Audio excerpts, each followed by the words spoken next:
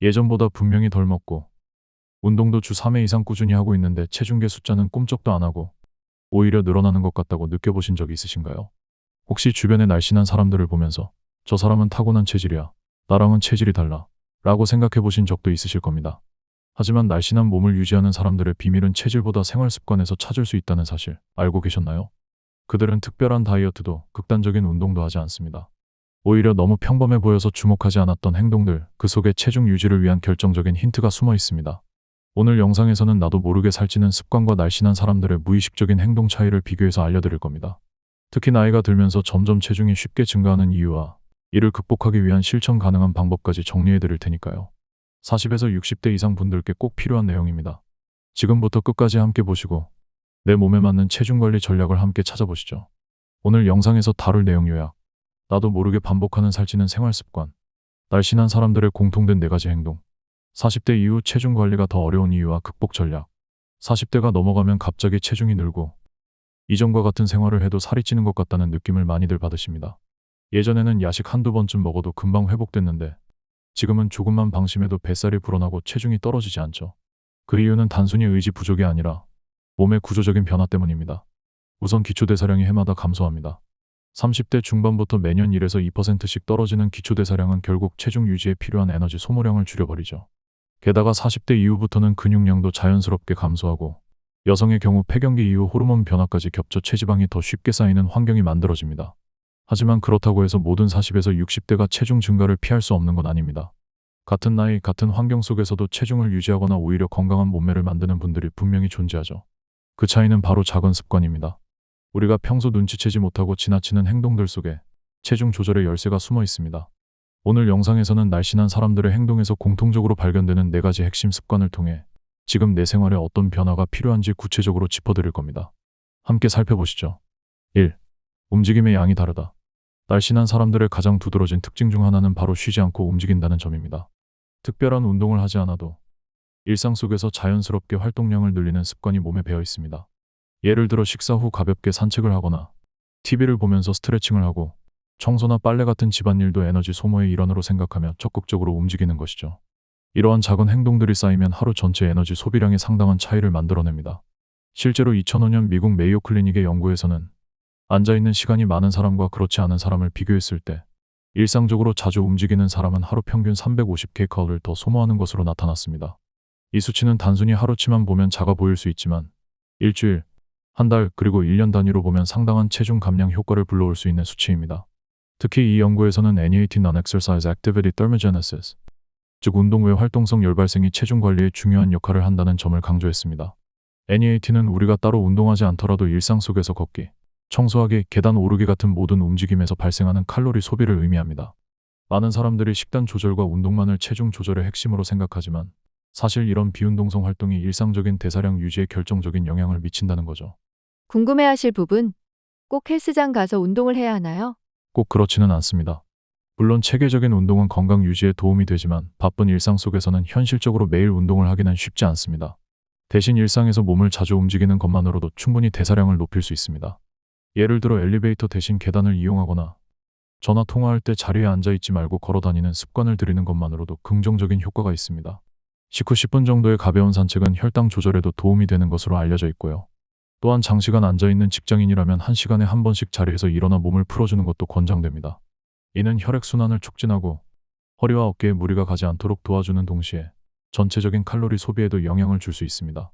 이처럼 꼭 땀을 흘려야만 운동이 되는 것은 아닙니다. 중요한 것은 꾸준히 몸을 움직이는 습관을 만드는 것입니다. 작은 활동들이 쌓여 장기적으로 체중과 건강을 관리하는 데 큰 기여를 하게 됩니다. 일상 속에서 스스로 움직임을 늘릴 수 있는 기회를 조금만 더 의식해보세요. 그게 바로 건강한 몸을 만드는 첫걸음이 될 수 있습니다. 2. 식사에 집중하는 습관. 날씬한 사람들의 공통된 특징 중 하나는 식사에 대한 태도에서도 나타납니다. 이들은 음식을 먹을 때 다른 일에 주의를 뺏기지 않고 오롯이 식사 자체에 집중하는 경향이 큽니다. 음식을 천천히 음미하면서 먹기 때문에 적은 양으로도 만족감을 느끼고 과식을 피할 수 있는 것이죠. 반면 TV를 보거나 스마트폰을 보면서 무의식적으로 먹는 식습관은 배부름을 느끼기도 전에 음식 섭취량이 늘어나기 쉽습니다. 2010년 영국 버밍엄 대학교에서 발표된 연구에 따르면 식사 중에 집중력을 방해받지 않고 식사에만 집중한 사람은 그렇지 않은 사람보다 하루 평균 300kcal 이상 적게 섭취한 것으로 나타났습니다. 이 차이는 일주일만 계산해도 2100kcal에 달하는데 이는 거의 하루치 식사량과 맞먹는 수준입니다. 즉, 먹는 방식 하나만 바꿔도 체중 조절에 큰 영향을 미칠 수 있다는 뜻입니다. 이처럼 식사에 집중하는 습관은 단순히 섭취량을 줄이는 데 그치지 않습니다. 음식의 질감과 풍미를 인지하면서 먹으면 뇌가 포만감을 더 쉽게 인식하게 되고 위가 실제로 어느 정도 찼는지도 정확하게 판단할 수 있습니다. 반면 산만한 환경에서는 이 포만감 신호가 뇌에 전달되기 전에 더 많은 양을 먹어버릴 가능성이 높아집니다. 또한 천천히 먹는 습관은 소화 효율을 높이고 위장에 가해지는 부담을 줄이는 데도 효과적입니다. 음식을 잘 씹고 넘기면 위가 음식물을 처리하기 쉬워지고 위산과다 분비나 복부 팽만감 같은 불편한 증상도 줄일 수 있습니다. 특히 중장년층의 경우 위장 기능이 서서히 약해지기 때문에 이러한 습관이 더욱 중요해집니다. 궁금해하실 부분. 식사에 집중하면 뭐가 좋은가요? 가장 큰 장점은 배부름을 더 정확히 느낄 수 있다는 점입니다. 우리가 식사 중에 집중을 하지 않으면 포만감이 전달되기 전에 습관적으로 계속 먹게 되기 쉽습니다. 하지만 식사에 집중하면 뇌가 위의 포만 상태를 더 빨리 감지하게 되고 결과적으로 더 적은 양으로도 만족할 수 있습니다. 또한 집중해서 먹는 식사는 식사의 즐거움을 더하고 과식 후 오는 죄책감이나 소화 불량 같은 문제도 줄이는 데 도움을 줍니다. 3. 남은 음식에 관대한가? 우리가 일상에서 가장 쉽게 간과하는 식습관 중 하나가 바로 아깝다는 이유로 먹는 습관입니다. 아이가 남긴 밥 한 숟갈, 냉장고 안에 며칠째 들어있는 반찬, 외식 후 남은 음식까지. 많은 분들이 버리긴 아깝고 그냥 내가 먹자는 마음으로 한 입씩 덜어내곤 하시죠. 하지만 이처럼 의식 없이 섭취하는 음식이 하루 총 섭취 칼로리에 큰 영향을 줄 수 있다는 사실, 생각보다 많은 분들이 놓치고 계십니다. 날씬한 사람들의 식습관에는 공통점이 있습니다. 바로 먹는 기준이 명확하다는 점입니다. 배가 부르면 멈추고 남은 음식이 있어도 억지로 먹지 않습니다. 단지 음식이 남았다는 이유만으로 섭취를 늘리지 않는 것이죠. 그들은 음식을 남기는 것을 죄책감보다는 건강을 위한 선택으로 받아들입니다. 남은 음식은 포장을 하거나 냉동 보관을 하거나 필요하다면 과감하게 버리는 것도 선택지 중 하나입니다. 미국 영양학회 저널 Journal of the Academy of Nutrition and Dietetics에 실린 한 연구에 따르면 식사를 할 때 음식 남기기에 대한 심리적 저항감이 낮은 사람일수록 식사량을 스스로 더 잘 조절하고 과식 가능성이 낮은 경향이 있었습니다. 즉, 먹을 수 있으니 먹는다는 사고보다는 필요한 만큼만 먹는다는 기준이 체중 관리에 더 효과적이라는 이야기입니다. 실제로 배가 부른 상태에서 음식을 억지로 먹게 되면 위장에는 부담이 되고 소화 흡수 과정에서 에너지 과잉이 발생하게 됩니다. 이 남은 에너지는 대부분 체지방으로 저장되며 대사적 스트레스를 증가시킬 수 있습니다. 또한 반복적으로 과식하는 습관은 인슐린 저항성과 혈당 변동성에도 영향을 미쳐 장기적으로 당뇨나 대사증후군 같은 질환 위험을 높일 수 있습니다. 궁금해하실 부분. 음식을 버리는 건 너무 죄책감이 드는데요. 맞는 말씀이에요. 음식물 쓰레기 문제, 자원 낭비에 대한 인식은 우리 모두가 가져야 할 중요한 가치입니다. 하지만 한편으로는 우리 몸 역시 하나의 소중한 생태계라는 점을 기억하셔야 합니다. 불필요한 음식이 몸속에 들어오면 그것을 처리하기 위해 간과 위장은 더 많은 일을 하게 되고 이는 결국 체중 증가뿐 아니라 각종 건강 문제로 이어질 수 있습니다. 4. 좋아하지 않는 음식은 먹지 않는다. 우리는 종종 배가 고프지 않은데도 무언가를 먹게 되는 경우가 있습니다. 누군가가 챙겨준 음식이라서, 남아서 아까워서, 혹은 습관처럼, 더 나아가 그다지 맛있지도 않은데 그저 앞에 놓였다는 이유만으로 먹는 경우도 적지 않습니다. 그런데 이러한 식습관은 체중 증가뿐 아니라 식사 만족도를 떨어뜨려 또 다른 과식을 유도하는 악순환을 만들 수 있습니다. 날씬한 사람들의 식습관에서 눈여겨볼 점은 무엇을 먹느냐에 대한 기준이 분명하다는 것입니다. 그들은 배가 고프다는 이유만으로 아무 음식이나 먹지 않고 자기 몸이 원하는 음식이 무엇인지 인식하고 그에 따라 선택합니다. 맛있다고 느끼는 음식을 천천히, 적당히 먹는 습관은 포만감을 더욱 높이고 군것질을 줄이는 데도 도움이 됩니다. 미국 코넬 대학교의 식행동 연구소에서는 음식에 대한 만족도가 높을수록 식사량이 자연스럽게 조절된다는 연구 결과를 발표했습니다. 반대로 음식이 입에 맞지 않거나 별로 먹고 싶지 않은 음식을 섭취했을 때는 충족감이 떨어지기 때문에 나중에 더 많은 음식을 찾게 되는 경향이 커진다고 설명했습니다. 또한 미국 심리학회 American Psychological Association의 관련 보고서에 따르면 감정적 포만감은 단순한 칼로리보다 식사 만족도에 더 크게 영향을 미친다고 합니다. 다시 말해, 먹은 양보다 얼마나 만족했는가가 이후 식욕에 영향을 준다는 것이죠. 궁금해하실 부분. 그럼 내가 좋아하는 음식만 먹으라는 건가요? 그렇다기보다는 무의미하게 먹는 음식은 줄이자는 데 초점이 있습니다. 예를 들어 과자나 간식을 무의식적으로 집어드는 습관이 있다면 그 중에서도 딱히 좋아하지 않는 종류는 과감히 제외하는 것이 좋습니다.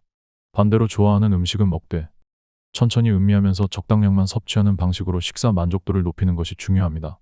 결론 및 실천법. 체중 관리는 단순히 칼로리를 줄이거나 운동을 늘리는 문제만은 아닙니다. 우리가 매일 무심코 반복하는 작은 행동들, 즉 일상 속 습관과 식사에 대한 태도가 체중과 건강을 결정짓는 핵심 요소입니다. 오늘 정리한 내용을 다시 되짚어보면 다음과 같은 실천이 도움이 됩니다. 첫째, 자주 몸을 움직이는 생활 습관을 들이세요. 반드시 운동을 해야 한다는 부담 대신 자주 일어서고 집안을 돌아다니고 걷는 시간을 늘리는 것부터 시작해도 충분합니다. 하루 350K 컬 차이는 한 달, 1년 누적되면 큰 변화가 됩니다. 둘째, 식사에 집중하는 태도를 가져보세요. 텔레비전, 스마트폰 등 외부 자극을 줄이고 음식의 맛과 식감에 집중하면 포만감을 더 잘 느끼고 과식을 막을 수 있습니다. 연구에 따르면 이런 마인드풀 이팅 습관만으로도 하루 섭취량이 300K 컬 이상 줄어들 수 있습니다. 셋째, 남은 음식에 대한 죄책감을 내려놓으세요. 아까워서 먹는 음식이 오히려 몸에는 부담이 될 수 있습니다. 필요하지 않은 음식을 억지로 먹는 대신 건강한 식단을 계획하고 식재료의 보관이나 활용 방식을 고민하는 것이 더 바람직한 접근입니다. 넷째, 좋아하지 않는 음식은 과감히 거절하세요. 만족스럽지 않은 식사는 오히려 심리적 허기를 불러일으켜 불필요한 간식을 유발할 수 있습니다. 음식 선택권은 언제나 나에게 있다는 점을 기억하시고 내 몸이 진짜 원하는 것에 귀를 기울여 보세요. 이처럼 특별한 식단이나 극단적인 운동 없이도 일상 속에서 자신에게 맞는 방식을 조금씩 조정해 나가면 체중뿐 아니라 전반적인 건강 상태가 눈에 띄게 좋아질 수 있습니다. 오늘 영상이 도움이 되셨다면 좋아요와 구독 꼭 눌러주시고 댓글로 여러분만의 체중관리 팁이나 식습관 노하우도 함께 나눠주세요.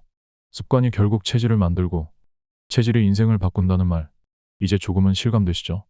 작은 선택이 쌓이면 큰 변화가 됩니다. 지금까지 일반인의 매일 건강이었습니다. 감사합니다.